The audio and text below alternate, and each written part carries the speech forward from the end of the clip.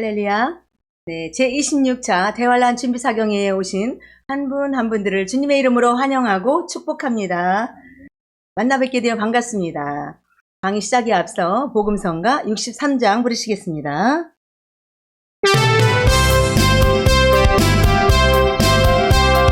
약속하신 천국에 들어가려면 약속하신 천국에 들어가려면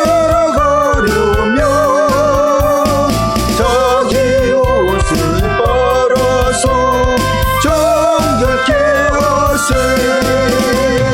이긴 자를 본받아 앞으로 가세. 밝은 빛을 따라서 힘써 달리세. 고요른 종이 미보 회개하면서 육에 속한 행실을 정결케 하세. 이긴 자들 본받아 앞으로 가세. 밝은 빛을 따라서 힘써 달리세. 고난받은 예수님 바라보면서 연단받아 자기 옷 정결케 하세. 이긴 자들 본받아 앞으로 가세. 밝은 빛을 따라서 힘써 달리세. 제약성과 정욕에 더러워진 옷 맑은 물로 빨아서 정결케 하세. 이긴 자들 본받아 앞으로 가세. 밝은 빛을 따라서 힘써 달리세.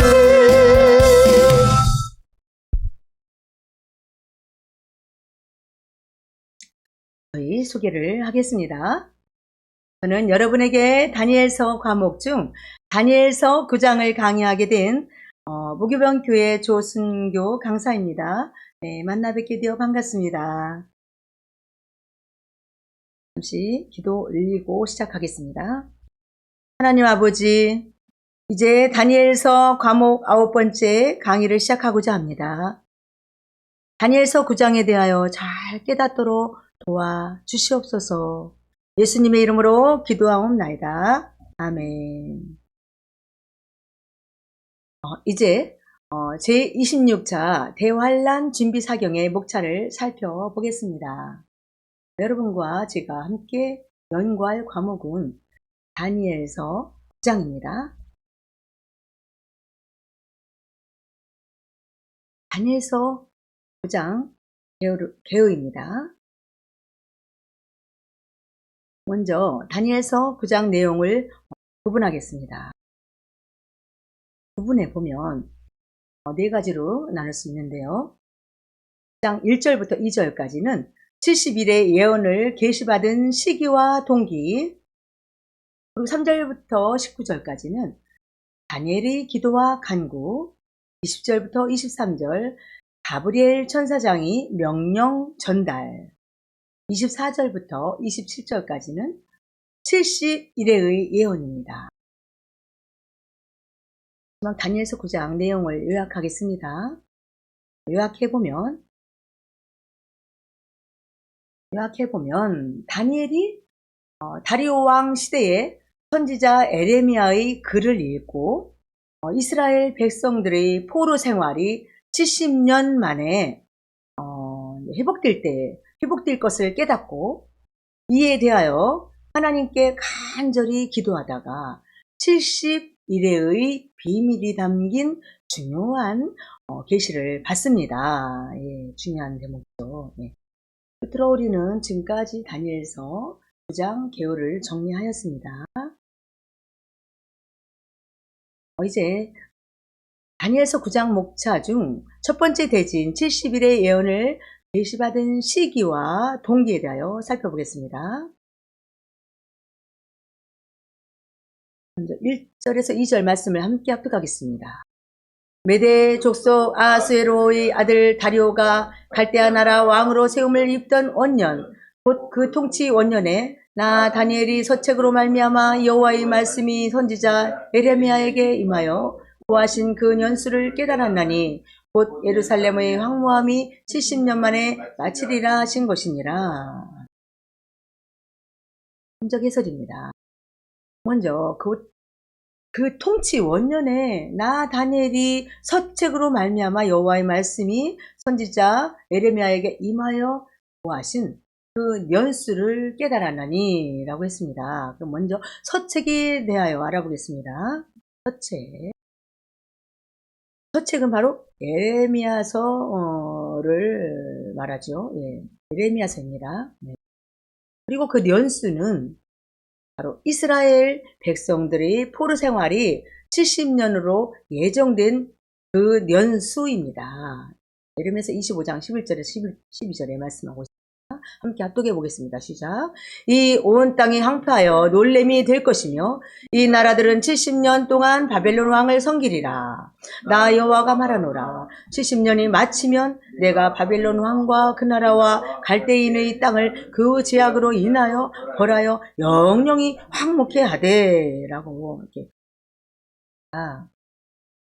마지막 예루살렘의 황무함이 70년 만에 마치리라 하시는 것이니라 라고 이렇게 말씀하셨는데요. 황무함이 70년 만에 마치리라에 대하여 알아보겠습니다. 이스라엘이 황무한 때는 여호야김 왕 3년이었고 주전 606년이었죠. 다니엘이 서책의 내용을 읽고 포로기한의 연수를 깨닫던 때는 고레스 왕 원년이므로 606년에서 538년은 68년이죠. 68년. 즉 포로 기한 70년이 다 차가고 있던 그 때였습니다. 아하수에로는 바로 에스더를 아내로 맞아들인 그 인물 세르크세스죠. 주전 485년에서 465년과 동일인이 아닙니다. 동일인이 아니라는 걸 기억해 주십시오. 6장에 나오는 다이오 히스타스페스를 말하며 주전 551년에 통치하기 시작했으나 다니엘의 나이는 이미 첫 다리오의 통치 시기에 80세가 넘었습니다. 그의 원년은 주전 538년인데 부장의 사건들이 다니엘의 나이 82세 때 두 번째 환상을 본 지 바로 13년이 지나서 발생한 것을 의미합니다. 이 해가 아마 다니엘의 70년 포로 시대를 거의 완성 짓는 시점이기 때문인 것 같습니다. 끝으로 우리는 지금까지 1, 2절 말씀을 정리하였습니다.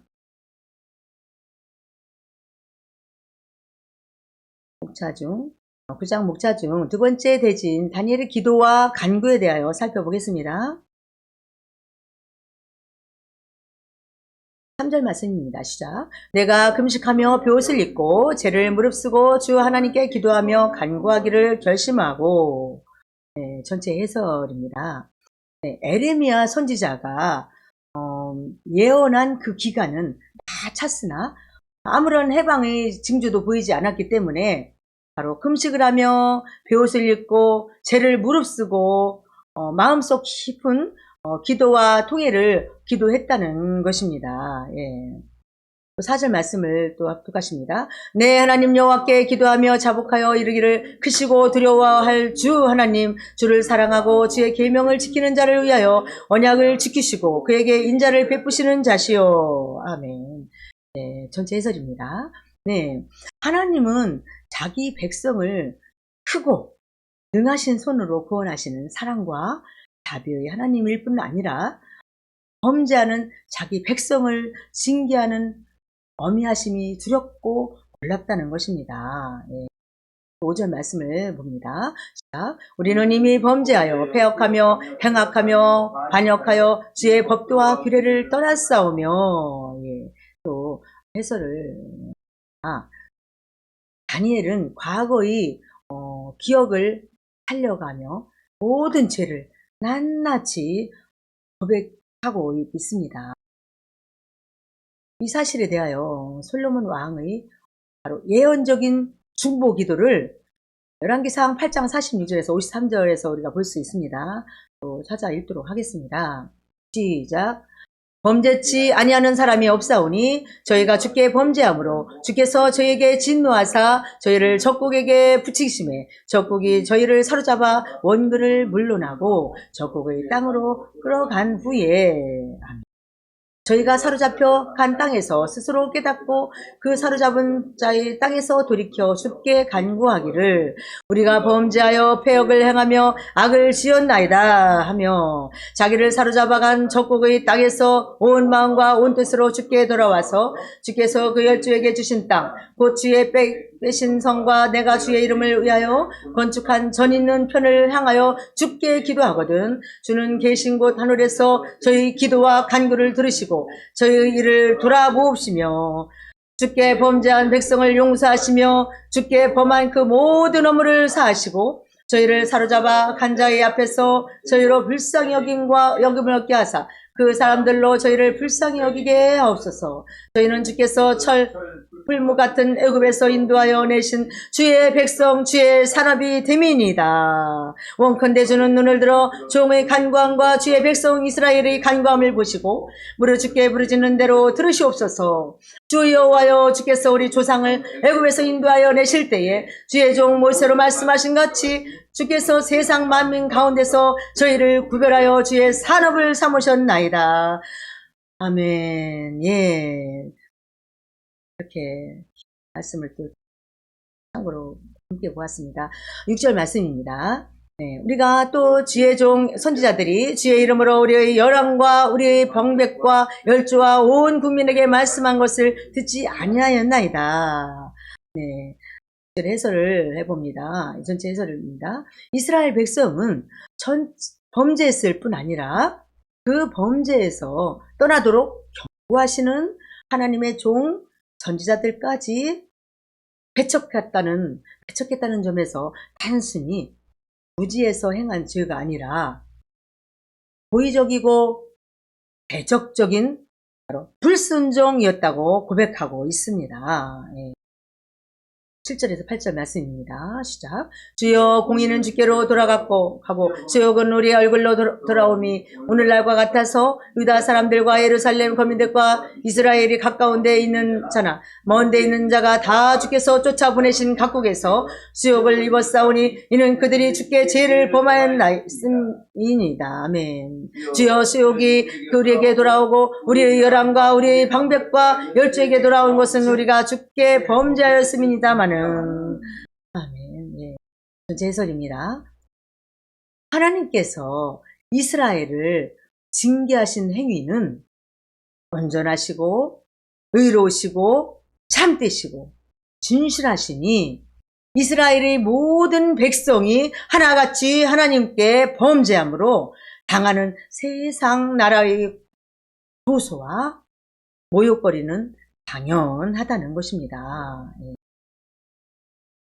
이것이 하나님의 바로 공의요 우리의 업보라고 했습니다. 9절에서 10절 또 말씀했습니다. 시작.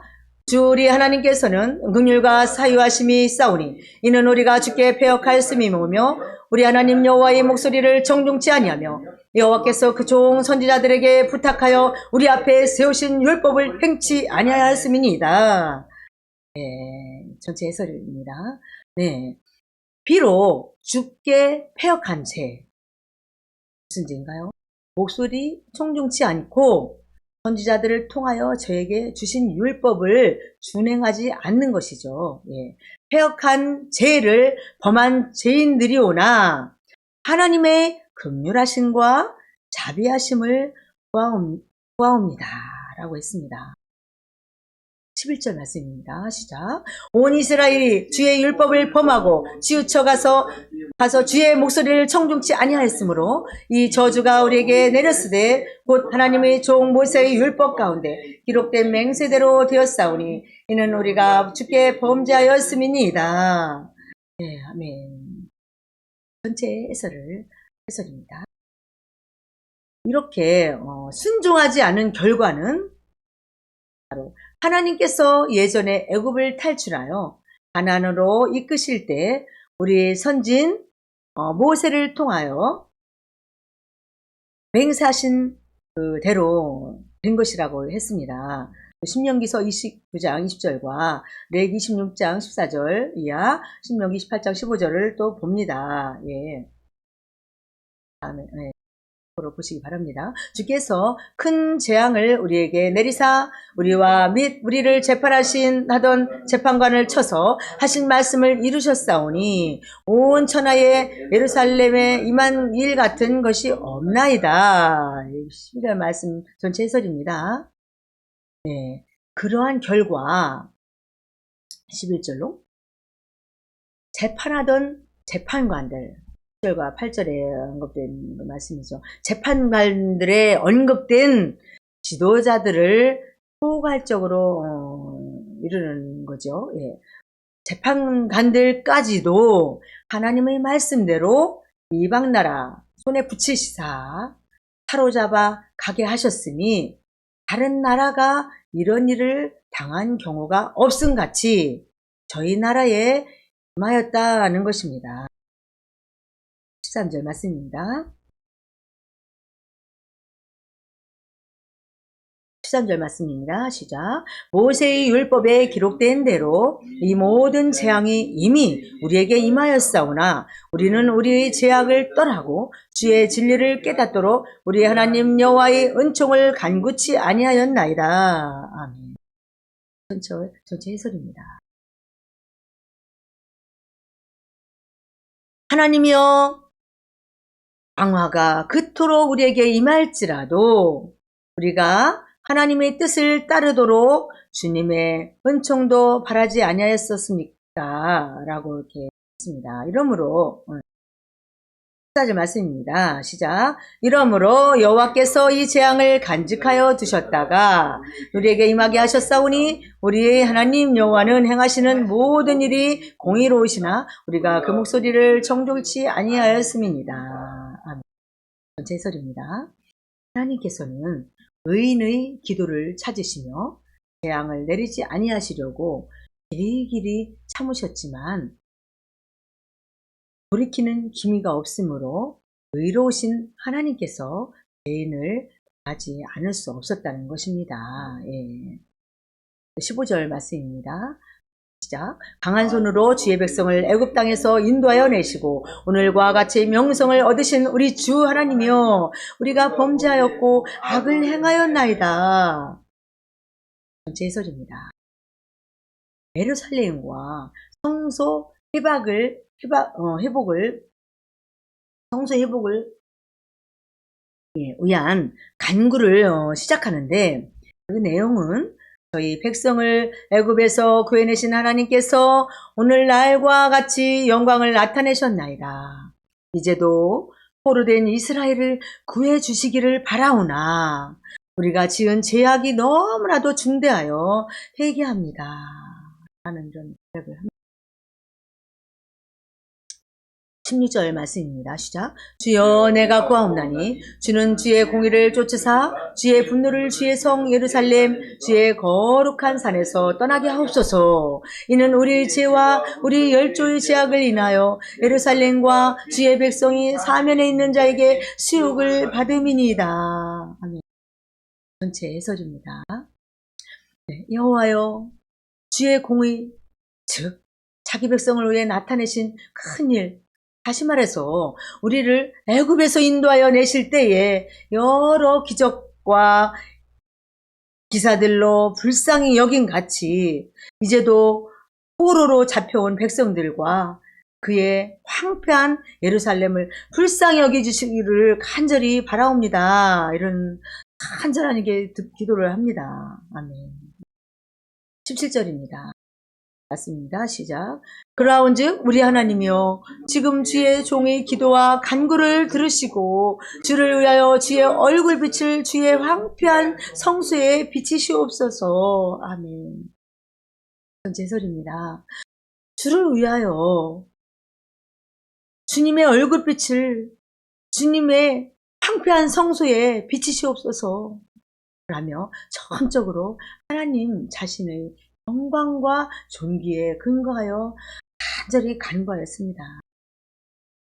18절 19절 말씀입니다. 시작. 나의 하나님이여 귀를 기울여 들으시며 눈을 떠서 우리의 황폐된 상황과 주의 이름으로 일컫는 성을 보옵소서. 우리가 주의 앞에 간과없는 것은 우리의 의를 의지하여 하는 것이 아니요 주의 큰 능력을 의지하여 함이오니 주여 들으소서. 주여 용서하소서. 주여 들으시고 행하소서. 지체치 마옵소서. 나의 하나님이여 주 자신을 위하여 하시옵소서. 이는 주의 성과 주의 백성이 주의 이름으로 일컫는 바 됨이니이다. 아멘. 네, 정말 다니엘의 간절한 기도처럼 이 저희들의 간절한 기도가 뜨거운 고백이 되어야 될 줄 믿습니다. 다시 한번 외쳐봅니다. 주여 들으소서. 주여 용서하소서. 주여 들으시고 행하여 주시옵소서. 지체치 마시옵소서. 나의 하나님이여 주 자신을 위하여 하시옵소서. 이는 주의 성과 주의 백성이 주의 이름으로 일컫는 바임입니다. 다니엘의 고백이지만 뜨거운 저와 여러분이 고백이 간절한 기도가 되어야 될 줄로 믿습니다. 네, 전체 해설입니다. 네, 금송아지를 만들어서 하나님을 배신한 이스라엘 민족을 위하여 중보기도를 드린 모세와 같이 다니엘도 세상 만민이 볼 때에 하나님의 명예가 더럽혀진 것에 무엇보다 신경을 써서 기도를 합니다. 그래서 나의 하나님이여 귀를 기울여 주소서. 만일 여호와께서 당신의 성소와 성읍을 영구히 황폐하게 내버려 두시고 당신의 백성이 계속 포로 생활을 하게 내버려 둔다면 우주를 다스리시는 참되고 거룩하신 하나님이라고 누가 믿겠습니까? 주여 당돌한 간구를 용서하소서. 원하오니 들으시고 향하시어 지체하지 마옵소서. 주 앞에 이렇게 간구하는 것은 주님의 긍휼에 의지합니다. 주님, 주님의 영광을 위하여 하시옵소서. 주님, 이렇게라고 합니다. 다니엘서 9장 목차 중 세 번째 대지인 가브리엘 천사장이 명령 전달에 대하여 살펴보겠습니다. 명령 전달 20절을 함께 말씀을 합독하시겠습니다. 시작. 내가 이같이 말하여 기도하며 내 죄와 및 내 백성 이스라엘의 죄를 자복하고 내 하나님의 거룩한 산을 위하여 내 하나님 여호와 앞에 간구할 때 아멘. 전체 해설입니다. 네, 본절은 3절에서 19절까지 기도 내용을 요약한 것으로서 3절부터 19절까지 좀 길죠. 그런데 기도 내용을 요약한 것으로서 다니엘 자신의 죄와 또 내 백성의 죄를 자복하고 하나님의 거룩한 산, 바로 예루살렘 성과 성전이 있는 시온산을 위하여 여호와 하나님 앞에 간구할 그 때에라는 그 뜻입니다. 21절 말씀입니다. 자, 본 내가 말하여 기도할 때에 이전 이상 중에 본 그 사람 가브리엘이 빨리 날아서 저녁 제사를 드릴 때쯤에 내게 이르더니 아멘. 분적 해설입니다. 먼저 곧 내가 말하여 기도할 때에 이전 이상 중에 본 그 사람 가브리엘이 빨리 날아서라고 했습니다. 그럼 먼저 이전 이상에 대하여 살펴보겠습니다. 이전 이상은 8장에 언급된 을레 강변의 그 이상을 말합니다. 8장에서 말씀했던 을레 강변. 그 다니엘이 하루 종일 참회 기도하는 중 저녁 기도 드리는 시간에 이렇게 보니까 물레강변상을 볼 때 나타났던 가브리엘 천사장이 나타났던 내용입니다. 예. 보충 설명입니다. 빨리 날아서는 원어상 신속하게 날다 라는 뜻과 또 피곤하다, 지치다 라는 뜻을 동시에 내포하고 있는 말씀입니다. 따라서 전자의 의미를 따를 때 성경 본문과 같이 해석되어지나 후자를 따를 때에는 다니엘이 저녁 제사 때까지 계속되는 그 기도로 말미암아 몹시 지쳐서 아주 피곤한 상태에 있을 때에 천사 가브리엘이 나타났다는 뜻이 됩니다. 마지막으로 그 사람 가브리엘을 보면 다니엘서 8장 15절의 사람과 본문의 사람의 의미가 다르다는 점에 유의해야 합니다. 사람과 다니엘 8장 15절의 사람과 본문의 사람, 사람의 같은 사람이지만 그 의미가 다릅니다. 네? 즉 본문의 사람은 일반적인 남자를 자칭하는 것으로서 천사 가브리엘이 인간의 모습으로 마치 옆에 있는 사람과 대화하듯 그렇게 다니엘과 대화했다는 점을 강조하는 것입니다. 예. 그리고 문득 보충 설명을 드리면 문득 찬란한 옷을 입은 두 사람이 곁에 섰는지라 이렇게 누가복음 24장 4절에 기록되어 있습니다. 그리고 또 사도행전 1장 10절에도 흰 옷 입은 두 사람이 저희 곁에 서서 또 마태복음 22장 30절에도 보면 예수님께서 부활에 대하여 증거하시기를 천국에서는 사람도 천사와 같으니라고 했습니다. 그래서 천사는 사람과 사람이 이렇게 또 다른 것을 나타내고 있습니다. 끝으로 우리는 지금까지 3절 말씀을 정리하였습니다. 22절 말씀을 합독합니다. 시작. 내게 가르치며 내게 말하여 가로되 다니엘아 내가 이제 내게 지혜와 총명을 주려고 나왔나니 지혜와 총명을 주려고 나왔나니 해설입니다. 기도에 대한 하나님의 응답을 전하고자 가브리엘 천사장이 온 것입니다. 아멘. 하나님의 응답을 전하고자 가브리엘 천사장이 이렇게 온 것입니다. 참 기쁜 일이죠. 그렇다면 왜 지혜와 총명을 주려고 했나라는 것입니다. 23절 말씀입니다. 시작. 곧 내가 기도를 시작할 즈음에 명령이 내렸으므로 이제 내게 구하러 왔느니라. 너는 크게 은총을 입은 자라. 그런즉 너는 이 일을 생각하고 그 이상을 깨달을지니라. 너는 크게 은총을 입은 자라. 아멘. 네. 전체 해설입니다. 네. 먼저 이 일이 뭔가요? 이 일을 생각하고 그 이상을 깨닫고 이해할 수 있도록 하고자 지혜와 총명을 주신 것이다. 바로 이 일은 받은 계시입니다. 예. 그리고 그 이상은 71회의 예언의 내용입니다. 그 이상은 71회의 예언, 받은 계시는 이 일 기억하시기 바랍니다. 예.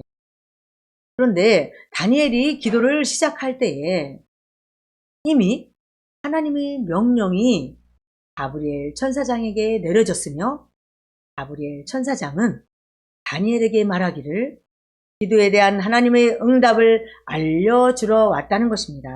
예. 여기 또 너는 크게 은총을 입은 자라고 했습니다. 은총을 입은 자에 대하여 살펴보겠습니다. 은총을 입은 자는 바로 아름다운 존재, 보배로운 존재 또는 지극히 사랑받은 자라는 뜻입니다. 은총을 입은 자는 다시 언급합니다. 아름다운 존재, 보배로운 존재 또는 지극히 사랑받은 자라는 뜻입니다. 여러분들도 은총을 입은 자가 되려고 몸부림치는 저와 여러분이 되어야 될 줄로 믿습니다. 또 누가복음 1장 28절에도 신약에도 동정녀 마리아에게 은혜를 받은 자여 평안할지어다 주께서 너와 함께 하시도다 라는 표현을 했습니다. 네. 종을 받은 자요. 이로 보건대 다니엘의 신앙이 하나님의 보시기에 아름다운 보배와 같아서 하나님께 지극히 사랑받는 자였다는 것입니다. 아멘. 왜냐하면 그는 언제나 그의 마음이 온전히 하나님의 뜻과 영광에만 관심을 가졌기 때문입니다. 온전히 하나님의 뜻과 영광에만 뭘 가졌다고요? 관심을 가졌기 때문입니다. 그것도 세상에 관심을 갖는 것이 아니라 다니엘처럼 온전히 하나님의 뜻, 영광에만 관심을 갖는 여러분이 되면 되겠습니다. 네, 행한 대로 갚으시는 하나님의 또 상급이기도 합니다. 네, 계시록 22장 12절에 마지막 다니엘서 9장 목차 중 네 번째 대진 70일의 예언에 대하여 살펴보겠습니다. 70일의 예언입니다. 24절부터 27절까지 절수로는 4절이지만 좀 깁니다. 하지만 아주 매우 중요한 부분입니다. 잘 함께 살펴보는 시간을 갖겠습니다. 이제 70일의 예언 목차 중 첫 번째 대진 개요에 대하여 살펴보겠습니다. 70일의 예언 개요입니다. 네, 부분적 해설입니다. 먼저 70일의 예언의 연구 목적에 대하여 살펴보겠습니다. 연구 목적은 70일의 예언을 연구하면 종말론적 사건들의 시대적 순서를 체계적으로 정돈하게 됩니다. 그리고 계시록 7장에 기록된 바와 같이 바람을 붙잡은 때로부터 다시 바람을 불게 할 때까지 하나님께서 계획하신 일에 대하여 분명히 정확하게 알게 됩니다. 다시 말해서 14만 4천 명의 입맞은 종들을 준비하시는 과정이 언제일까요? 교회 시대라는 것을 분명히 알게 된다는 것입니다. 다시 말씀드립니다. 계시록 7장에 기록된 바와 같이 바람을 붙잡은 때로부터 바람을 불게 할 때까지 하나님께서 계획하신 일이죠. 그리고 다시 말하면 또 14만 4천 명의 입맞은 종들을 준비하시는 과정입니다.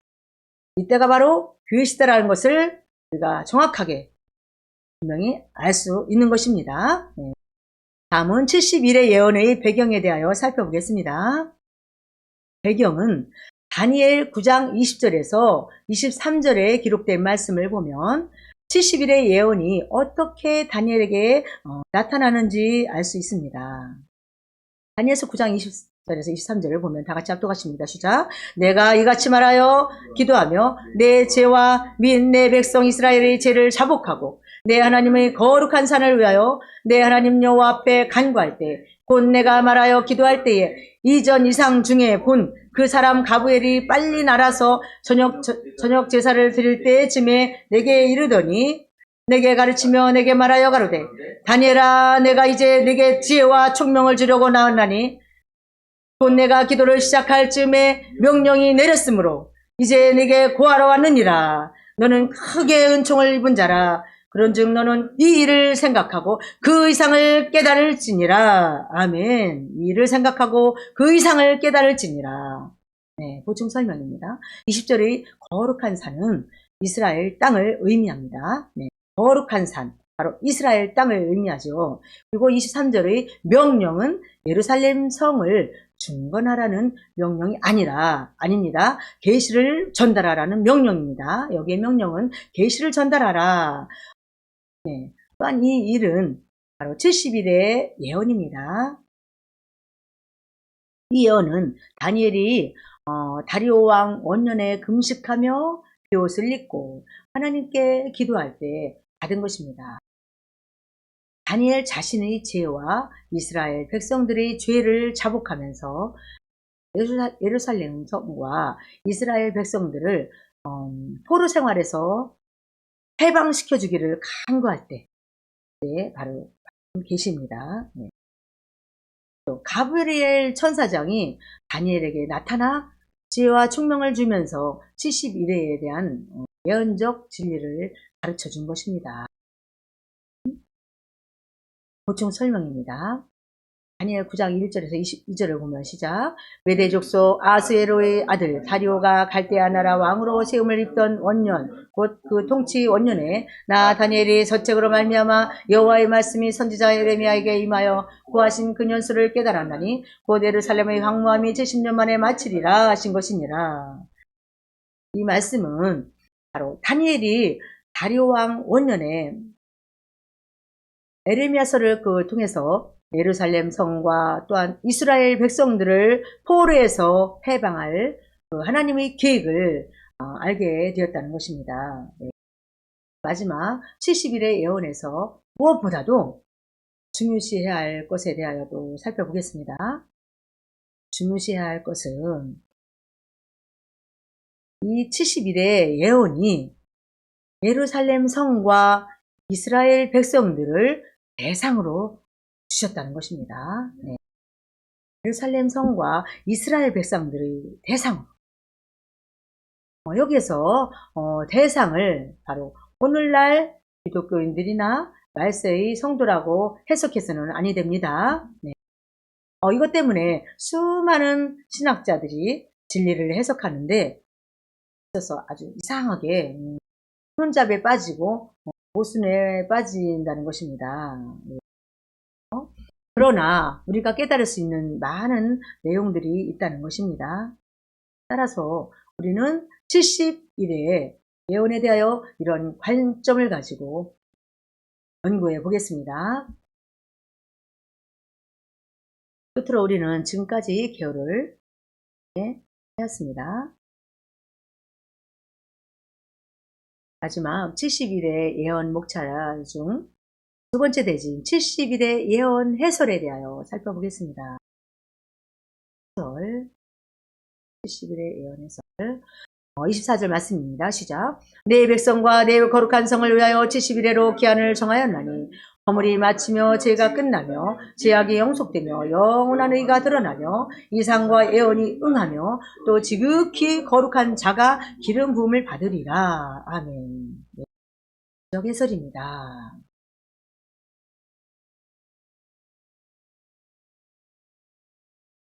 먼저 내 백성과 내 거룩한 성을 위하여 70일에로 기한을 정하였나니 라는 말씀은 이스라엘 백성들과 예루살렘을 위하여 바로 70일에로 기한을 정하셨다는 것입니다.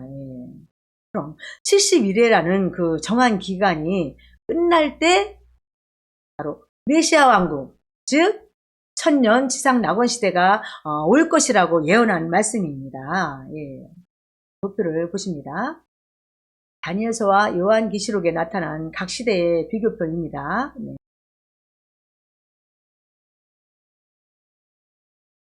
도표 설명을 드리면 도표를 보면 7일에와 62일에 또 그리고 한 일회를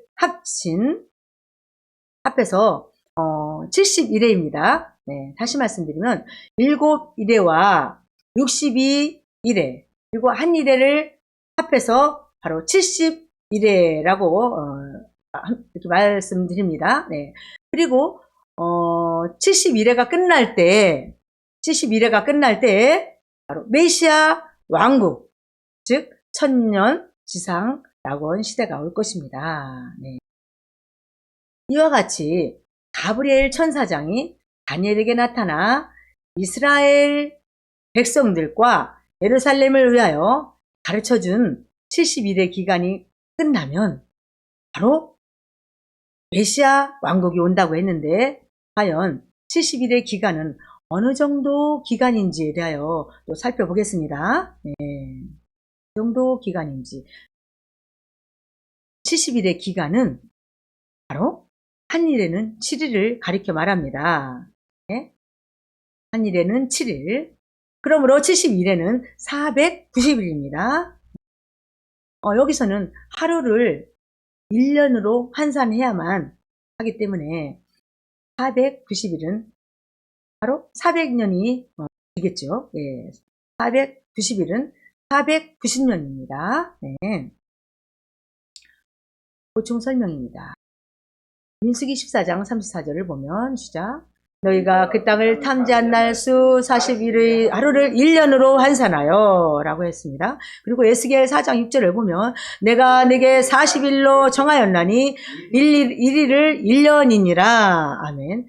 이 말씀들은 바로 하루를 1년으로 환산할 수 있는 성경적 근거가 되는 것입니다. 네, 민수기 14장 34절과 에스겔 4장 6절에 하루를 1년으로, 1일을 1년으로 이렇게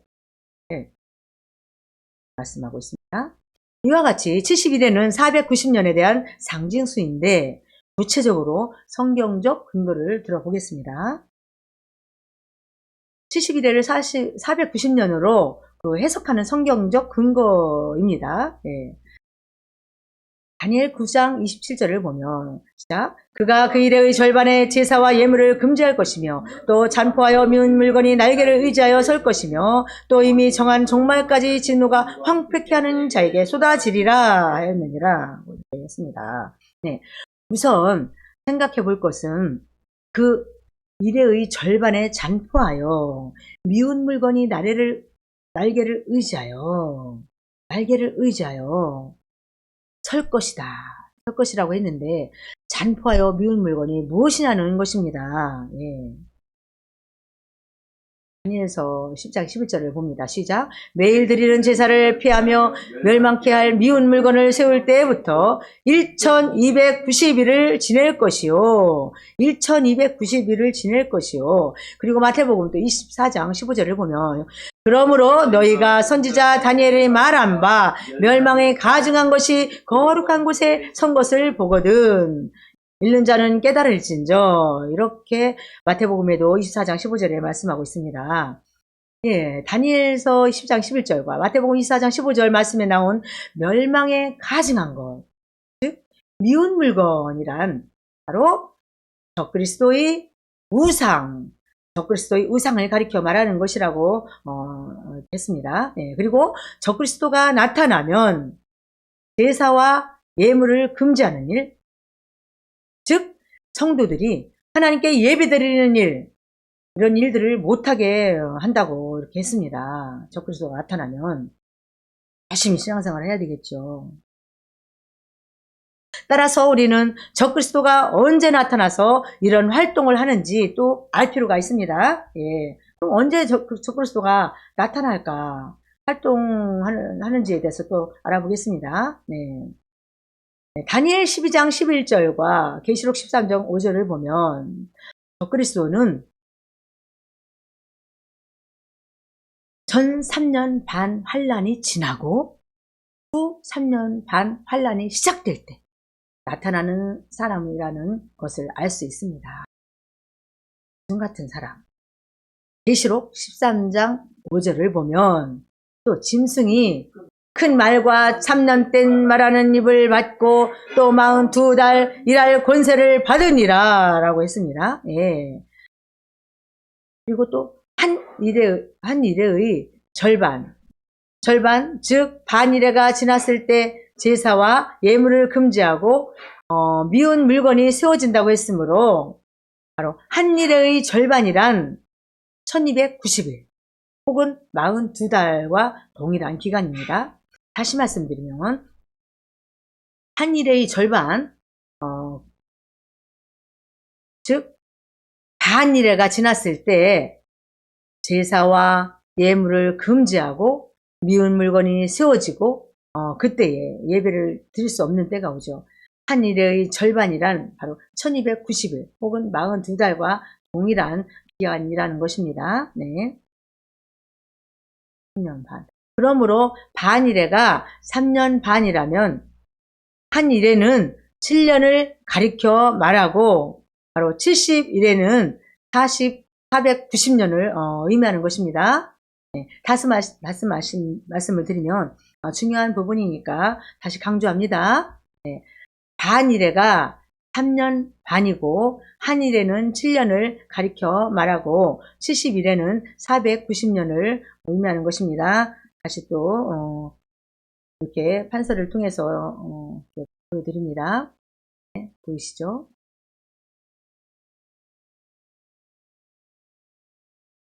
지금까지 우리는 70일에가 490년에 대한 상징수라는 것을 구체적으로 성경적 근거를 통해 살펴보았는데, 이제는 70일에가 그럼 언제부터 시작되는지에 대하여 살펴보겠습니다. 언제부터 시작되는가? 다니엘 9장 25절을 보면 시작. 그러므로 너는 깨달아 알지니라. 예루살렘을 증거하라는 영이 날 때부터 기름 부음을 받은 자 곧 왕이 일어나기까지 7일에와 62일에가 지날 것이요 라고 했습니다. 25절 말씀을 해석해 보면 예루살렘 성을 중건하라는 바로 명령이 날 때부터라고 하였습니다. 예. 예루살렘을 중건하라는 명령이 날 때부터 시작되는 것입니다. 좀 더 구체적인 내용을 25절에서 연구하기로 합니다. 네. 도표를 이렇게 다시 걸어봅니다. 네. 도표 설명을 드립니다. 도표를 보면 바로 70일에는 예루살렘 성을 중건하라는 명령이 날 때부터입니다. 예. 또 허물이 마치며란 범죄하는 일이 없게 될 것이라는 뜻입니다. 예. 죄는 자범죄와 원죄로 구분되는데 여기서는 자범죄를 범하는 일이 없게 될 것이라는 뜻입니다. 네. 그럼 죄가 끝나며란 바로 죄성이 영적 할례로 말미암아 제거되는 상태를 의미합니다. 아멘. 그럼 또 죄성이 영속되며란 죄성이 아니고 죄악이 영속되며란 모든 죄악이 예수 그리스도를 통해서 영원히 구속된다는 뜻입니다. 예, 영원히 구속된다. 그럼 보충 설명입니다. 이 말씀은 영적 할례를 받고 육체를 가지고 천년 메시아 왕국에 들어가는 성도들에게 해당되는 말씀입니다. 또 영원한 의가 드러나며란 모든 성도들이 하나님의 의로우심과 같이 의롭다심을 받고 즉 흰옷을 입고 천년 메시아 왕국으로 들어간다는 것입니다. 영원한 의가 드러나며 이상과 예언이 응하며란 에스겔이나 이사야 같은 선지자들을 통하여 증거되었던 바와 같이 메시아 왕국 시대, 즉 천년 지상 낙원 시대가 온다는 예언이 응하게 된다는 말씀입니다. 예. 보충 설명입니다. 메시아 왕국 시대의 예언입니다. 네, 먼저 에스겔 36절에서 35절을 보면 사람이 이르기를 이 땅이 황무하더니 이제는 에덴 동산같이 되었고 황량하고 적막하고 무너진 성읍들의 성벽과 거민이 있다 하리니 라고 이렇게 에스겔 선지자가 예언했습니다. 네. 그리고 또 이사야 선지자의 그 예언이 이사야 11장 6절에서 9절과 65장 11절에서 25절에 잘 예언을 나타내고 있습니다. 지극히 거룩한 자가 기름 부음을 받으리라는 것은 예수 그리스도께서 메시아 왕국, 즉 천년 왕국 시대의 왕으로 기름 부음을 받고 나타나게 되실 것이라는 뜻입니다.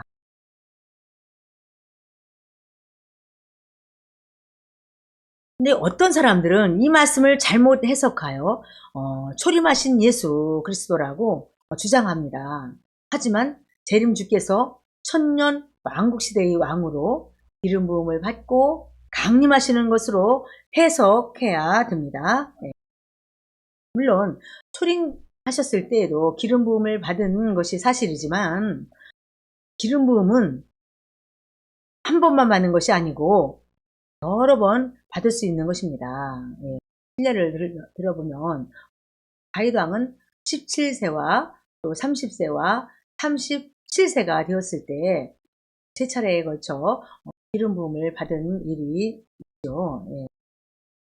보충 설명입니다. 예수님의 초림의 기름 부음입니다.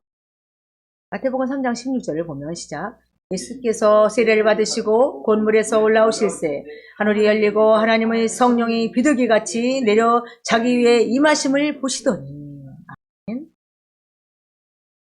이와 같이 예수님께서는 요단강에서 세례 받으신 직후에 기름 부음을 받으신 것입니다.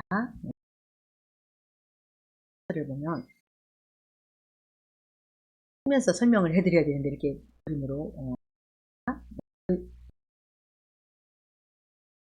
다윗 왕의 세 차례 기름 부음이죠. 17세 사무엘이 17세에 기름 부음을 받았고요.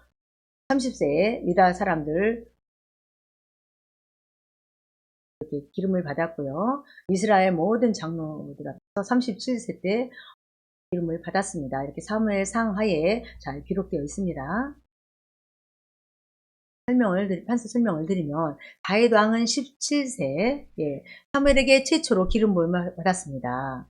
30세에는 유다 지파만의 왕으로 기름 부음을 받았으며 또 37세에는 이스라엘 12지파를 통치하는 왕으로 기름을 받게 되었죠. 이렇게 세 번 기름을 받게 되었습니다. 24절 말씀을 결론적으로 정리해 보면 예루살렘 성을 중건하라는 명령이 내린 날부터 70일에 즉 490년 후에는 허물이 없고 죄도 없고 죄악이 영속되고 하나님의 의가 드러나고 이상과 예언이 응하게 되어 메시아 왕국 시대가 나타나게 된다는 것입니다. 그럼 아직도 70일회가 모두 지나갔다고 할 수 없는 이유가 있습니다. 이유입니다. 네. 만일 그리스도께서 초림하셨을 때 메시아 왕국이 이루어졌다면 이 땅 위에 현재와 같은 죄와 마귀와 다양한 일들이 있을 수 없을 것이며 또한 지상낙원이 이루어진 환경과 조건 속에서 살아야 될 것입니다. 예, 그렇죠. 그래서 지나갔다고 볼 수 없는 이유입니다. 예. 그러나 아직도 죄와 마귀와 불행한 일들이 계속 연속되고 있으므로 메시아 왕국 시대가 시작되지 않았다는 것을 우리는 분명히 알 수 있습니다. 예. 그러므로 70일회가 모두 지나갔다고 할 수 없습니다. 네. 장차 메시아, 즉 그리스도께서 지상 재림하실 때 비로소 메시아 왕국 시대가 시작될 것입니다. 그러나 아직 그리스도께서 재림하지 않으셨기 때문에 70일회가 모두 지나갔다고 할 수 없습니다. 아멘. 끝으로 우리는 지금까지 24절 말씀을 하였습니다. 네.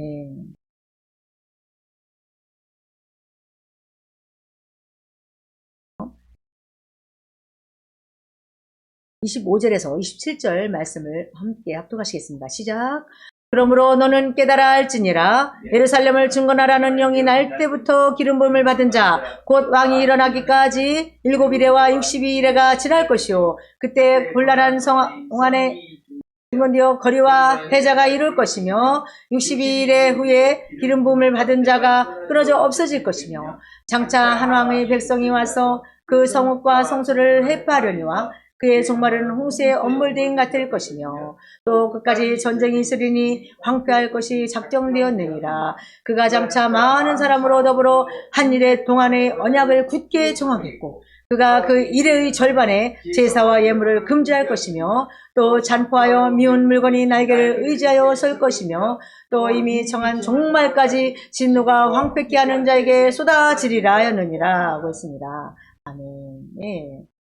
그럼 70일에 즉 490년 동안에 일어나는 사건들을 순서대로 예언하고 있습니다. 25절 말씀입니다. 시작. 그러므로 너는 깨달아 알지니라. 예루살렘을 중건하라는 영이 날 때부터 기름 부음을 받은 자 곧 왕이 일어나기까지 7이레와 62이레가 지날 것이요. 그때 곤란한 동안에 성이 중건되어 거리와 해자가 이룰 것이며. 전체 해설입니다. 25절에서는 70일에 중에 바로 7일에와 62일에 대하여 설명해 줍니다. 네. 분적 해설입니다.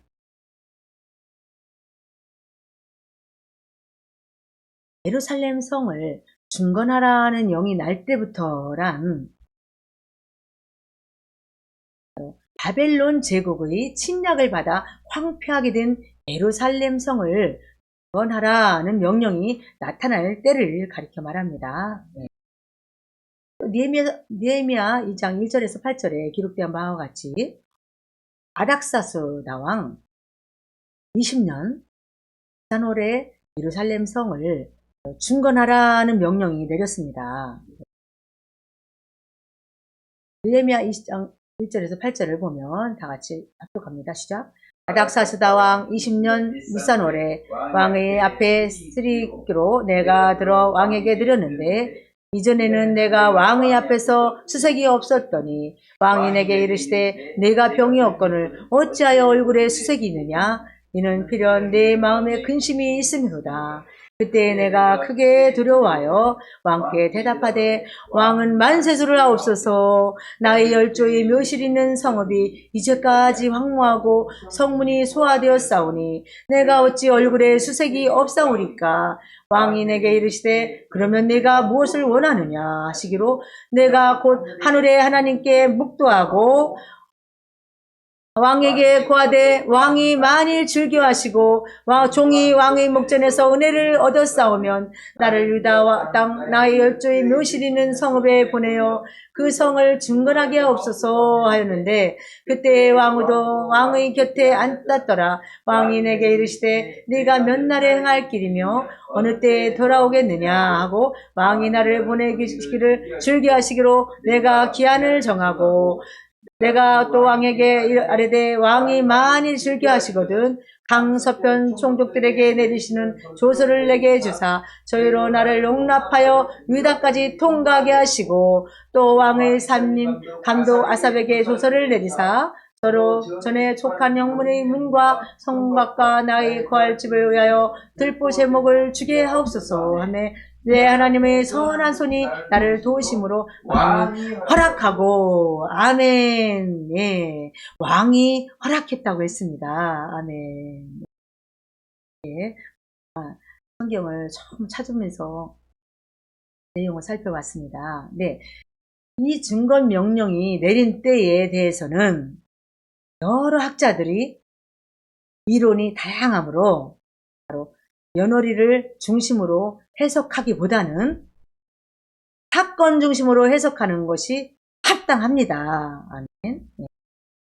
25절에서는 기름 부음을 받은 왕, 즉 메시아이신 예수 그리스도께서 일어나시는 날, 즉 나타나시는 날까지 7일에와 62일에가 된다고 하였습니다. 분명히 이렇게 말씀하고 있습니다. 네.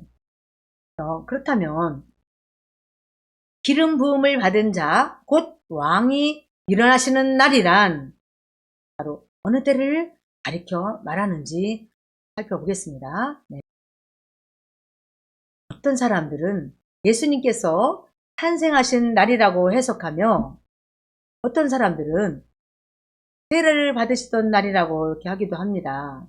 또 어떤 사람들은 부활하신 날이라고 이렇게 해석하기도 합니다. 네. 이상에서 말한 그 세 가지 해석은 분명히 잘못된 것입니다. 네. 잘못된 해석입니다. 네. 왜냐하면 70일의 예언의 말씀은 바로 예루살렘 성과 이스라엘 백성들에게 주시는 예언이기 때문입니다. 그러므로 탄생하신 날이라고 한다면 베들레헴에서 나셨기 때문에 예루살렘 성에 나타나셨다고 할 수 없으며, 세례 받으신 장소도 역시 요단강이었고 예루살렘 성은 아니었습니다. 네.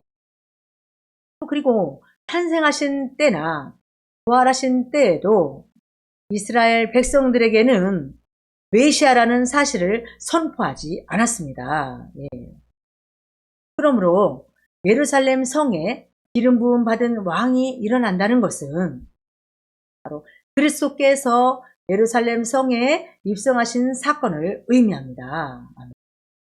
왜냐하면 예루살렘 성과 이스라엘 백성들에게 예수 그리스도 자신이 메시아라고 선포하면서 입성하셨기 때문입니다. 아멘. 또 스가랴 9장 9절을 보면 시작. 시온에 따라 크게 기뻐할지어다. 예루살렘에 따라 즐거이 부를지어다. 보라, 내 왕이 내게 임하나니 그는 공을 으시며 구원을 베풀며 겸손하여서 나귀를 타나니 나귀 작은 것 곧 나귀 새끼니라. 네. 이 말씀은 마태복음 21장 1절에서 11절에 기록된 바와 같이 예루살렘 성에 입성하시는 모습입니다. 또 마태복음 21장 1절에서 11절을 보면 합독하십니다. 시작. 저희가 예루살렘에 가까이 와서 감람산 벳바게에 이르렀을 때에 예수께서 두 제자를 보내시며 이르시되 너희 맞은편 마을로 가라. 곧 매인 나귀와 나귀 새끼가 함께 있는 것을 보리니 풀어 내게로 끌어오너라. 만일 누가 무슨 말을 하거든 주가 쓰시겠다 하라. 그리하면 즉시 내리라 하시니. 이는 선지자로 하신 말씀을 이루려 하심이라. 일러스되 시온 딸에게 이르기를 내 왕이 내게 임하나니 내 왕이 내게 임하나니 그는 겸손하여 나귀 곧 멍에 매는 짐승의 새끼를 타도다 하라 하였느니라. 제자들이 가서 예수의 명하신 대로 하여 나귀와 나귀 새끼를 끌고 와서 자기들의 겉옷을 그 위에 얹으매 예수께서 그 위에 타시니 무리의 대부분은 그 겉옷을 길에 펴며 다른 이는 나뭇가지를 베어 길에 펴고 앞에서 가고 뒤에서 따르는 무리가 소리질러 가로되 호산나 다윗의 자손이여 찬송하리로다. 주의 이름으로 오시는 이여 가장 높은 곳에서 호산나 하더라.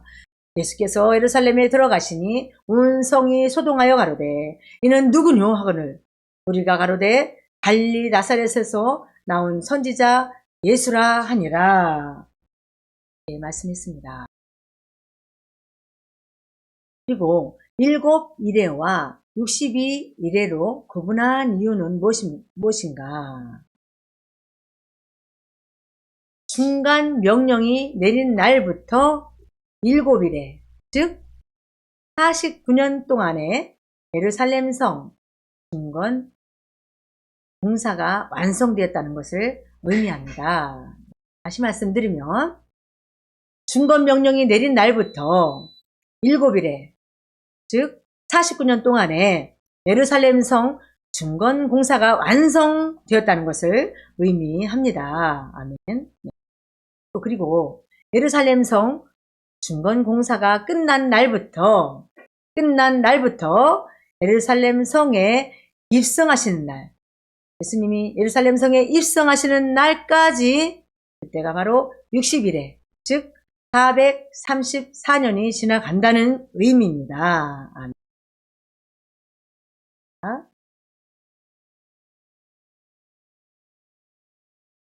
설명을 드리면 도표를 설명드립니다. 네, 도표를 보면 7일에는 중건 명령이 내린 날부터 예루살렘 성 중건 공사가 완성되었다는 것을 의미합니다. 네. 그리고 62일에는 예루살렘 성 중건 공사가 끝난 날부터 예루살렘 성에 입성하시는 날까지입니다. 따라서 두 가지 사건이 다르므로 7일회와 62일회를 한 것입니다. 그때 곤란한 동안에 성이 중건되어 거리와 해자가 이룰 것이며 란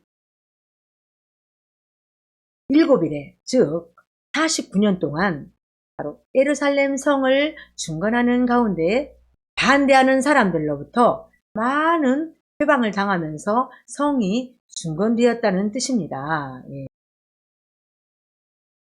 반대하는 사람들, 도비아를 포함한 암몬 사람들, 호른 사람 산발랏, 게셈을 포함한 아라비아 사람들, 아소도 사람들, 그 선지 요아디아와 그 남은 선지자들, 우에다벨의 손자 델라야의 아들 스마야에 많은 기록되어 있습니다. 이렇게 느헤미야서를 다 나와 있는 거리는 바로 예루살렘 안에 만들어진 거리를 의미합니다. 예루살렘 성 안에 만들어진 거리.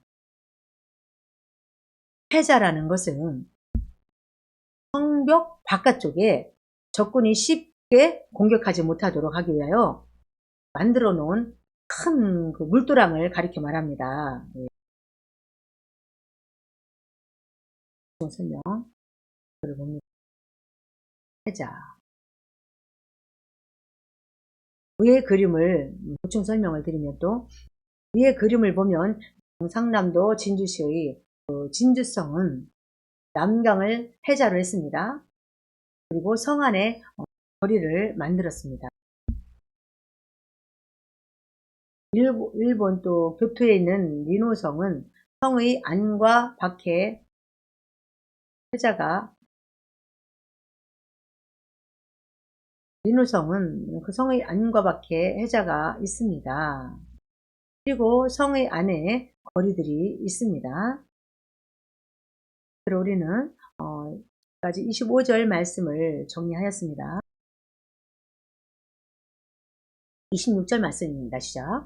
62일의 후에 기름 부음을 받은 자가 끊어져 없어질 것이며 장차 한 왕의 백성이 와서 그 성읍과 성소를 해파려니와 그의 종말은 홍수에 머물될 것을 맡을 것이며 또 끝까지 전쟁이 있으리니 황폐할 것이 작정되었느니라. 작정되었느니라. 전체 해설입니다. 26절은 69일회가 지난 다음에 일어나는 사건들인데 70일회, 즉 정한 기간 속에는 포함되지 않는 사건들입니다. 분석 해설입니다. 이와 같이 69일회가 지난 다음부터 70일회가 시작되기까지 이스라엘 역사 가운데 중요한 첫 번째 사건은 바로 기름 부음을 받은 자가 끊어져 없어진다. 이 없어지는 그 사건입니다. 끊어져 없어진다는 것은 기름 부은 자, 곧 그리스도께서 예루살렘에 입성하신 날부터 바로 5일 후에 십자가에 못 박혀 죽으신 사건을 가리켜 말하는 것입니다. 목표를 보시면 이와 같이 69일회가 지난 다음부터 70일회가 시작되기까지 바로 무슨 사건이 있나요?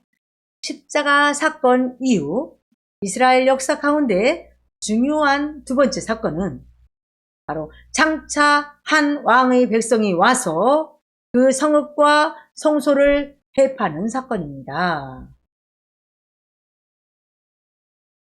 장차 한 왕의 백성이 와서 그 성읍과 성소를 회파하려니와 라는 것은 주 70년에 로마 제국의 베스파시안 황제가 티토라라는 장군과 군대들을 예루살렘 성에 보내요. 하나님의 성전과 성 전체를 철저히 파괴했던 사건을 가리켜 말합니다.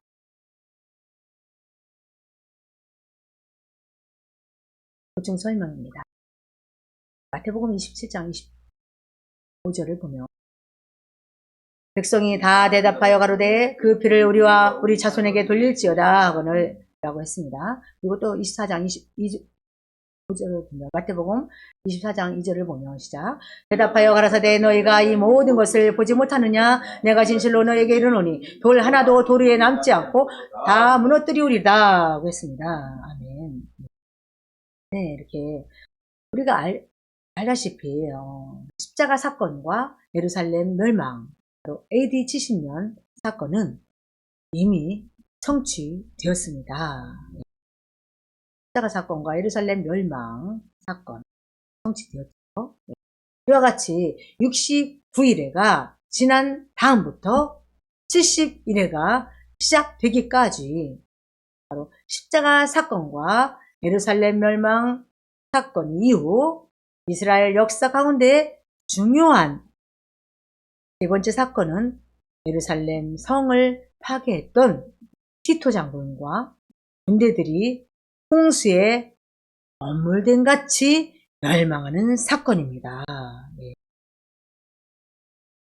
그의 종말은 홍수에 엄물된 같을 것이며 란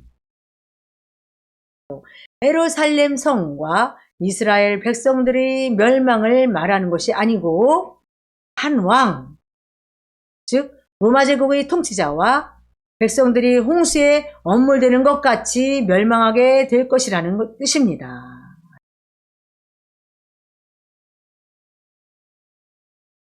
보시죠. 서로마 멸망, 동로마 멸망 이렇게 될 것이며 도표 설명입니다. 도표를 보면 서로마는 476년, 동로마는 1453년에 이렇게 멸망했습니다. 이 예언도 이미 성취되었습니다. 이와 같이 69일회가 지난 다음부터 70일회가 시작되기까지 바로 십자가 사건과 예루살렘 멸망 사건과 로마 멸망 사건은 이미 성취되었으나 아직 다 성취되지 않은 이스라엘 역사 가운데 중요한 네 번째 사건은 바로 예루살렘 성을 중심으로 한 전쟁입니다. 전쟁이 남아 있습니다. 또 끝까지 전쟁이 있으리니 황폐할 것이 작정되었느니라 하는 것은 예루살렘 성 중심으로 수많은 전쟁이 메시아 왕국이 시작되기 전까지 계속해서 일어날 것이므로 예루살렘 성이 황폐하게 될 것으로 예정되었다는 말씀입니다. 11세기와 12세기의 십자군 전쟁, 근래의 6.1 전쟁을 비롯한 중동에서 일어나는 크고 작은 전쟁들, 그리고 계시록을 통해서 예언한 바와 같이 여섯째 나팔을 불 때 일어나는 세계대전이나 또 아마겟돈 전쟁도 예루살렘을 중심으로 일어나게 될 것입니다. 목표입니다. 남아있죠. 공중강림 휴가 때 중근동 전쟁이 일어나고 고기 또 멸망이 되는 사건이 일어나죠. 아마겟돈 심판 때 아마겟돈 전쟁이 일어나죠. 네, 전쟁이 합니다. 도표를 보면 공중강림과 휴거 사건 이후의 중근동 전쟁, 여섯째 나팔을 볼 때 일어난 세계대전, 바로 3차 전쟁이죠. 아마겟돈 전쟁, 세계 4차 대전이 아마겟돈 전쟁이 아직 남아 있습니다. 예. 따라서 이 시대에 하나님의 눈동자는 곧 성취될 바로 중근동 전쟁에 있다고 볼 수 있습니다. 예. 그러므로 우리의 눈동자도 중군동 전쟁에 있어야 하고 대환란을 준비해야 할 것입니다. 우리는 지금까지 26절 말씀을 정리하였습니다. 27절 말씀을 함께 합독하시겠습니다. 그가 장차 많은 사람으로 더불어 한 일의 동안의 언약을 굳게 정하겠고 그가 그 일의 절반의 제사와 예물을 금지할 것이며 또 잔포하여 미운 물건이 날개를 의지하여 설 것이며 또 이미 정한 종말까지 진노가 황폐케 하는 자에게 쏟아지리라 하였느니라. 아멘. 둘째 해설입니다. 27절은 71회 중에서 70제 1회, 즉 마지막 한 일에 대하여 설명해 줍니다. 한 일에 대하여. 본적 해설입니다. 먼저 그가 장차 많은 사람으로 더불어 한 일의 동안의 언약을 굳게 정하겠고 란 바로 재생 로마 제국, 즉 유럽 연방국 통치자가 이스라엘 백성들과 한 일의 동안의 조약, 즉 7년 조약을 굳게 정할 것이라는 뜻입니다. 예. 7년 조약을 안보조약이나 보호조약이라고 할 수도 있을 것입니다. 예. 대표입니다. 예. 그가란 26절에 나오는 한 왕, 즉 로마 제국의 베스파시안 황제가 다시 살아난다는 것이 아니고 그 후계자라고 할 수 있는 재생 로마 제국 통치자를 상징하는 것입니다.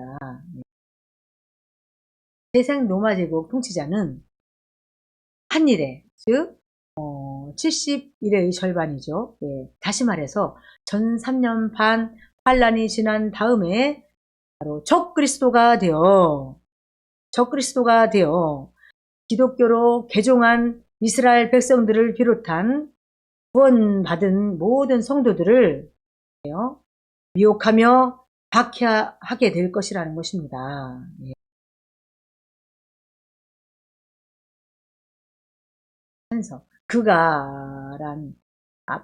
그가는 재생 로마 제국 통치자죠.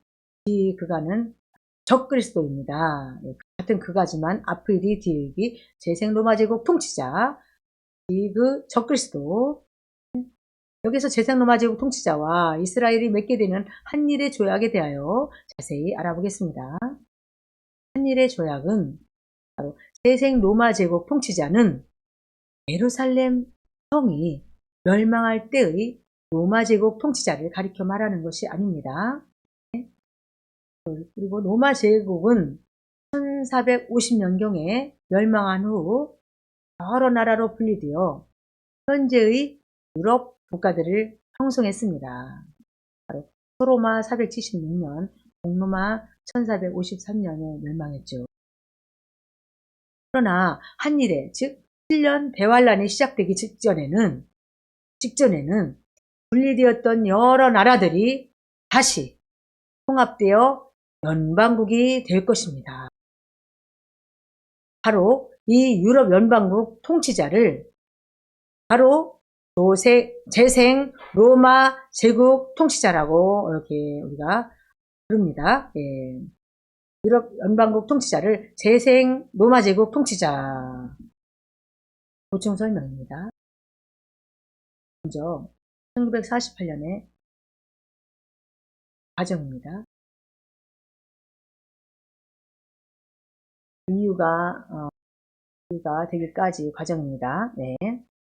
먼저 1948년에 베네룩스 3국이 관세 동맹을 체결합니다.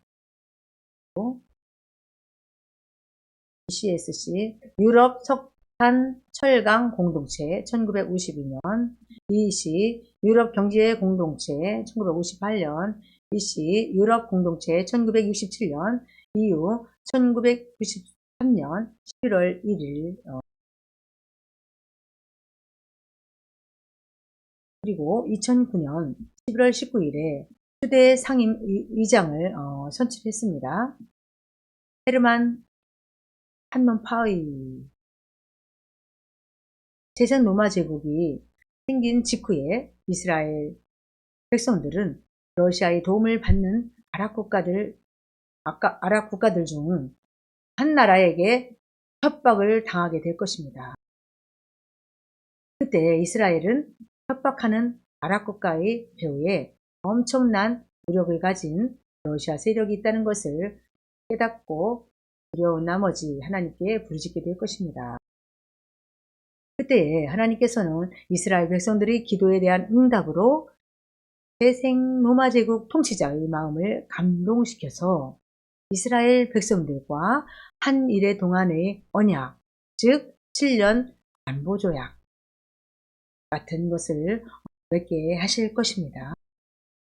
그리하여 재생 로마 제국을 배경으로 한 이스라엘은 협박했던 나라를 격퇴하고 예루살렘 성을 완전히 탈환하여 예루살렘 성전을 건축하게 될 것이고 그곳에서 예배를 드리며 예수님의 말씀이 증거될 것입니다.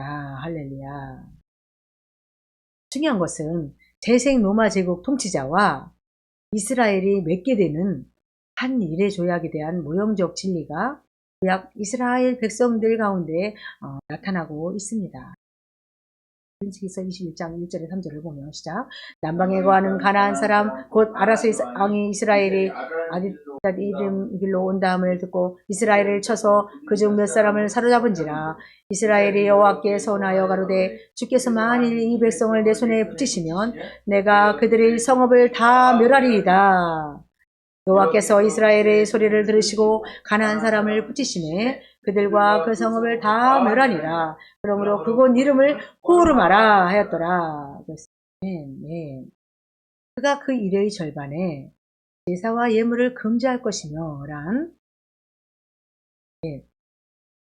재생 로마 제국 통치자가 한 일의 조약을 맺은 때부터 3년 반이 지난 후에 적그리스도가 되어 하나님을 경배하지 못하도록 이스라엘 백성들을 박해하게 된다는 것을 가리켜 말합니다.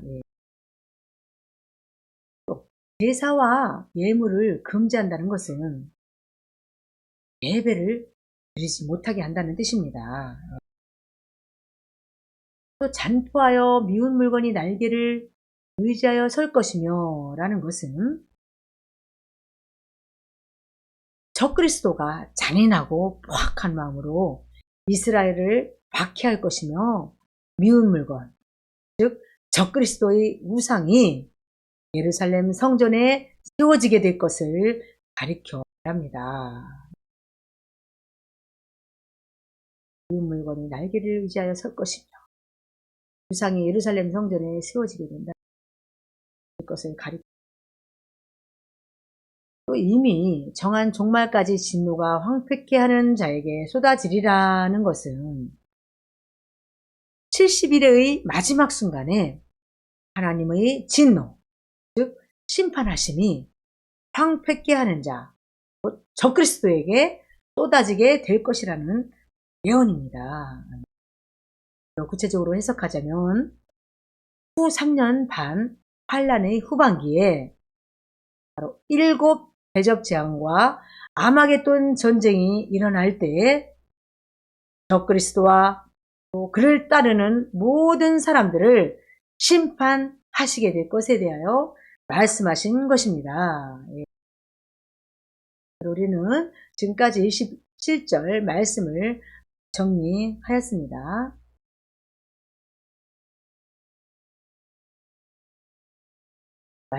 마지막으로 70일의 예언 연구의 결론입니다.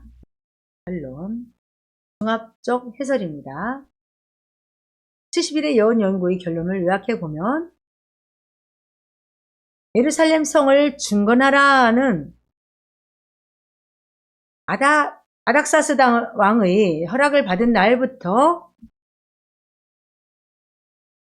7일에 즉 49년 동안 많은 고생을 하면서 중건 공사가 완성되었고 그 날로부터 그리스도께서 예루살렘에 입성하신 날까지 60일에 즉 434년이 걸렸습니다.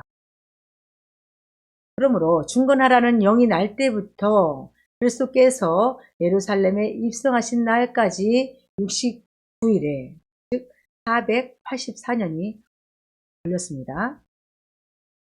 이스라엘의 역사는 예루살렘에 입성하신 날까지 즉 69일의 동안은 잘 진행되었는데 그리스도께서 예루살렘에 입성하신 때에 되었습니다.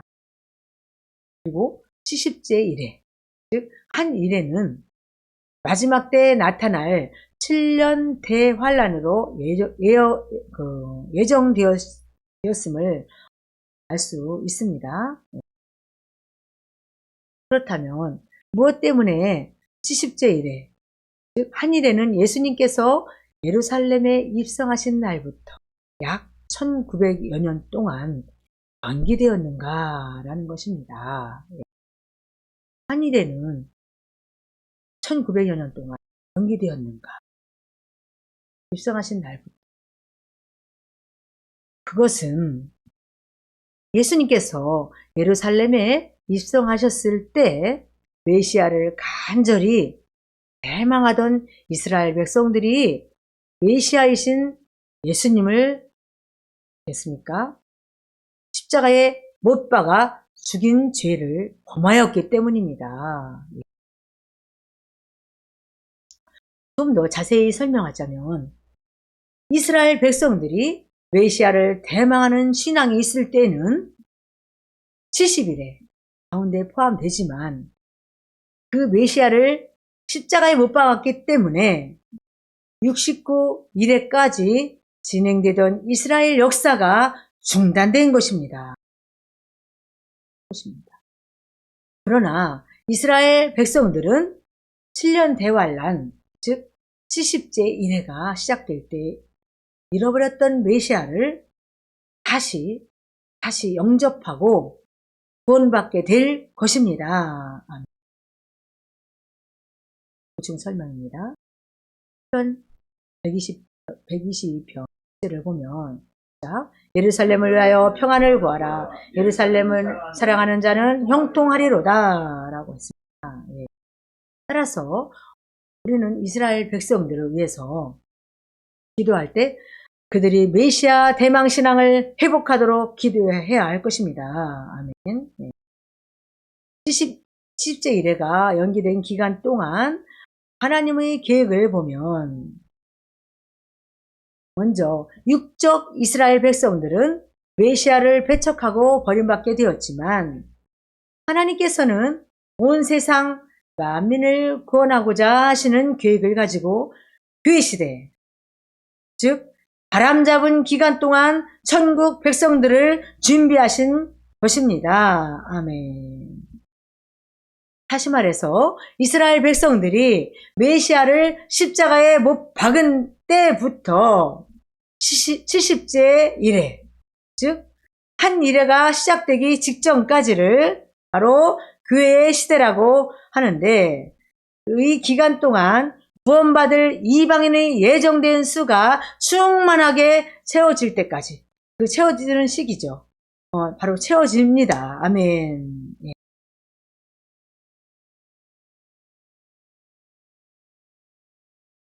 교회 시대는 바로 이스라엘 백성들이 버림받았던 기간이고 계시록 7장 1절에서 4절에 보면 기록된 바와 같이 하나님께서 내 천사로 하여금 바람, 즉 대환란이 일어나지 못하게 하시고 14만 4천 명에게 인치는 기간입니다. 예.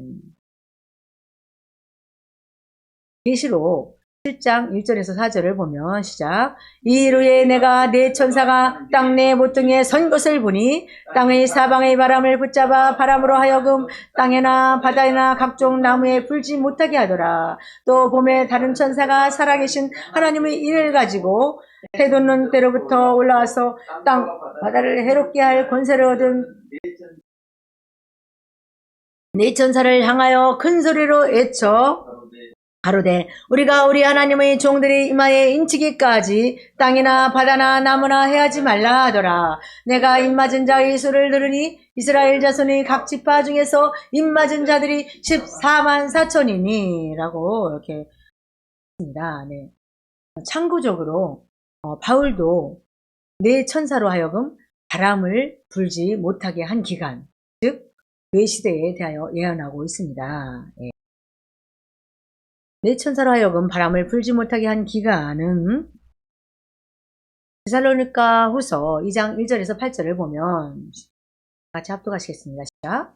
형제들아 우리가 너에게 구하는 것은 우리 주 예수 그리스도의 강림하심과 우리가 그 앞에 모임에 관하여 혹 영으로나 혹 말로나 혹 우리에게서 받았다 하는 편지로나 주의 날이 이르렀다고 시 동심하거나 두려워하거나 하지 아니할 그것이라. 누가 아무렇게 하여도 너희가 미혹하지 말라. 먼저 배도하는 일이 있고 저 불법의 사람 곧 멸망의 아들이 나타나기 전에는 이르지 아니하리니 저는 대적하는 자라 범사에 일컫는 하나님이나 숭배함을 받는 자 위에 뛰어나 지존하여 하나님 성전에 앉아 자기를 보여 하나님이라 하느니라. 내가 너희와 함께 있을 때에 이 일을 너에게 말한 것을 기억하지 못하느냐? 저로 하여금 저희 때에 나타나게 하려 하여 막는 것을 지금도 너희가 안 하니 불법의 비밀이 이미 활동하였으나 지금 막는 자가 있어 그 중에서 옮길 때까지 하리라. 그때에 불법한 자가 나타나려니 주 예수께서 그 입의 기운으로 저를 죽이시고 강림하여 나타나심으로 폐하시리라고 이렇게 말하고 있습니다. 보충 설명입니다. 네, 1절의 주 예수 그리스도의 강림하심은 바로 공중 강림이 아니라 지상 재림입니다. 8절. 그리고 3절의 불법의 사람 곧 멸망의 아들 4절과 6절의 저는 8절의 불법한 자는 모두가 바로 적그리스도를 상징합니다. 예. 또한 6절의 저희 때에는 대환란 후 3년 반입니다. 저희 때는 대환란 후 바로 3년 반입니다. 뿐만 아니라 7절의 막는 자는 네 천사입니다. 계시록 7장 1절이죠. 네. 마지막 7절의 옮길 때는 공중 강림 때입니다. 그리고 8절의 주 예수께서 그 입의 기운으로 저를 죽이시고 강림하여 나타나심으로 폐하시리라는 아마겟돈 심판을 예언하고 있습니다. 예. 정말 이 때를 잘 알고 있는 점 있습니다. 이런 말씀들을 통하여 이 말씀 중에 6절을 보면 사도 바울 당시에도 적그리스도가 나타나지 못하도록 막고 있다고 하였습니다. 예. 적그리스도는 바람 불 때, 즉 대환란 동안의 중심 인물입니다. 그러므로 적그리스도가 나타남을 막고 있는 기간은 네 천사로 하여금 바람을 붙잡게 한 기간, 곧 교회 시대에 해당하는 것입니다. 그리고 8절을 보면 적그리스도가 먼저 나타난 다음에 예수님의 지상 재림이 있고 그때 적그리스도는 멸망하게 된다는 것입니다. 끝으로 우리는 지금까지 70일의 예언 연구의 결론을 정리하였습니다. 마지막으로 다니엘서 9장을 총 정리하겠습니다. 네. 다니엘서 9장을 정리해보면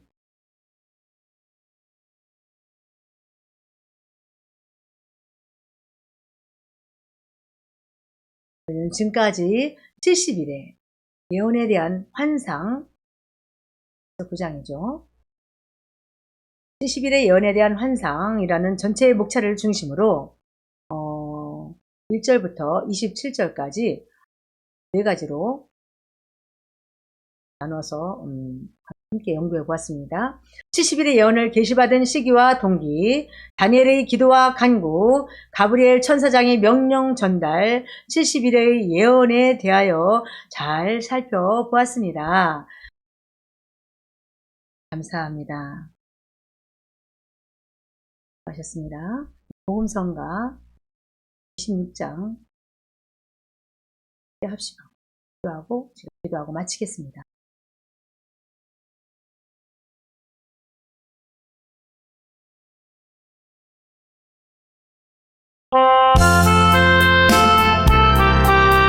대망하는 우리 주님 반드시 강림하시어 대망하는 우리 주님 반드시 강림하시어 익은 열매 주수하여 곳간에 넣으시리라. 신실한 약속 붙잡고 조금만 더 기다려라.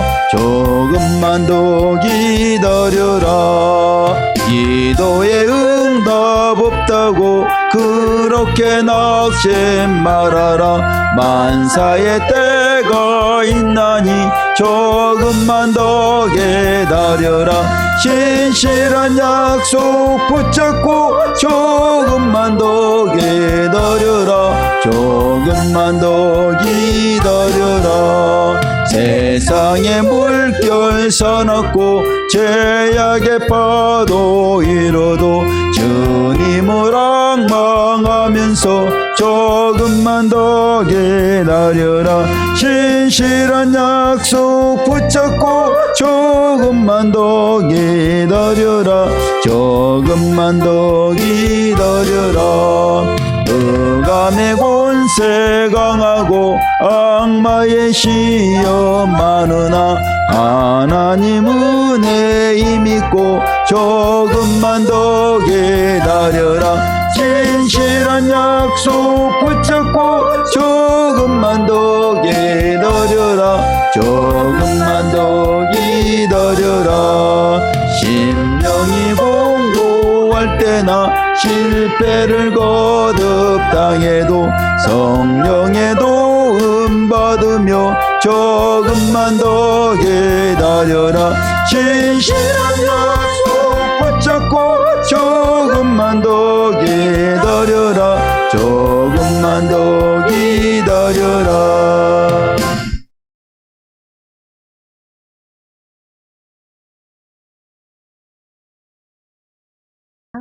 하나님 아버지, 마지막 때를 살아가는 교회와 성도님들이 다니엘서 9장을 통해 자기 백성을 끝까지 포기치 않으시고 구원하시려는 하나님의 사랑을 깨닫게 하심을 감사드립니다.